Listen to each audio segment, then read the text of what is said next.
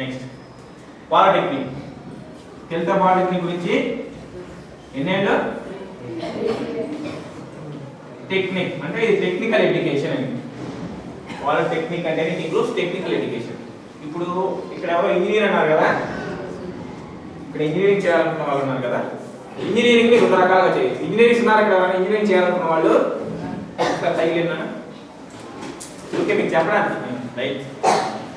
ముందు ధైర్యంగా ఉండాలి దేనిపైన. నెక్స్ట్ ఒకడైనా ఇంజనీరింగ్ అవ్వాలనుకుంది, నీకు ఎలా అవ్వాలో తెలుసా?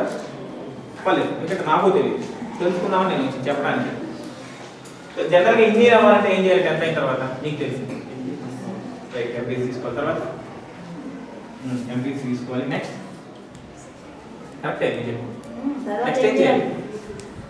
కరెక్ట్గా చాలా అంతవరకు బాగా తెలుసుకున్నాం. 10th క్లాస్లో ఈ విషయం తెలియడం గొప్ప విషయం. అంటే నాకు 4 రోజులు అది కూడా తెలియదు నాకు. సో ఎంపీసీ తర్వాత ఏమన్నా ఎంసెట్ రైట్. తర్వాత ఎంసెట్ రాస్తే నీకు ఎక్కడ సీట్ వస్తుంది? దాన్ని బీటెక్ అంటారు, ఇంజనీరింగ్ రైట్. బీటెక్ ఇంజనీరింగ్లో ఏం చేయాలో తెలుసా? మెకానికల్. ఆ క్లారిటీ ఉండాలి. ఎందుకంటే ఇంజనీరింగ్లో 200 రకాల కోర్సులు ఉన్నాయి. ఇంట్లో బల్బులు ఫ్యాన్లు బిగించేవాడు ఒక ఇంజనీర్, మన కంప్యూటర్లు ఇవన్నీ బిగించేవాడు ఒక ఇంజనీర్, ఎలక్ట్రికల్ ఎలక్ట్రానిక్స్, బయట వెళ్ళే వాహనాలు ఆటోమొబైల్స్, ఆటోలు ఇవన్నీ ఒక engineering, automobiles engineering, civil engineering. Mokshagundam Visvesvaraya తెలుసా మీకు? ఎవరైనా ఎవరైనా మోక్షగుణ విశ్వేశ్వరయ్య తెలీదా? రాసుకోండి, తెలుసుకోండి. మోక్షగుణ విశ్వేశ్వరయ్య ఎవరు తెలుసుకోండి. ఆయన పెద్ద ఆర్కిటెక్చర్. కూర్చో చెప్తాను, చూడు కూర్చోలే. గొప్ప ఆర్కిటెక్చర్ ఆయన. ఈ డ్యాములు ఇవన్నీ కట్టేవాడు, కాలువలు ఇవన్నీ కట్టించేవాడు.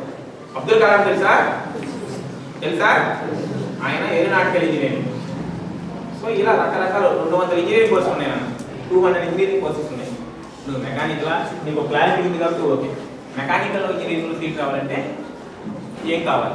ఎంత ర్యాంక్ రావాలి? ఇంకొకటి ఇంజనీరింగ్ కాలేజ్ ఈరోజు వీధికి ఒకటి ఉన్నాయి, ఉన్నాయా? దాదాపు ప్రతి ఊళ్ళో ఇంజనీరింగ్ కాలేజ్. మన స్కూల్ ఎలా ఉంది? ఇంజనీరింగ్ కాలేజ్ ఎలా ఉంటుంది.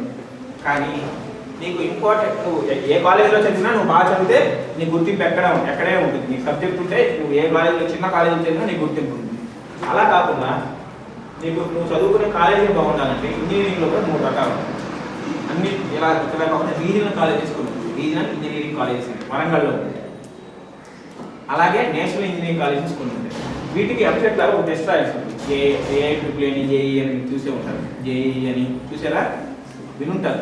మీరు శ్రీ చైతన్య యాడ్స్ టీవీలో చూస్తుంటే ఎక్కువే చెప్తూ ఉంటారు. సో ఎంసెట్తో పాటు ఈ 2 టెస్ట్లు కూడా రాయవచ్చు. ఇవి రాస్తే వాటిలో మంచి కాలేజెస్లో సీట్లు వస్తాయి. నెక్స్ట్ బీటెక్లో ఎంసెట్ రాసినా సరే ఈ 4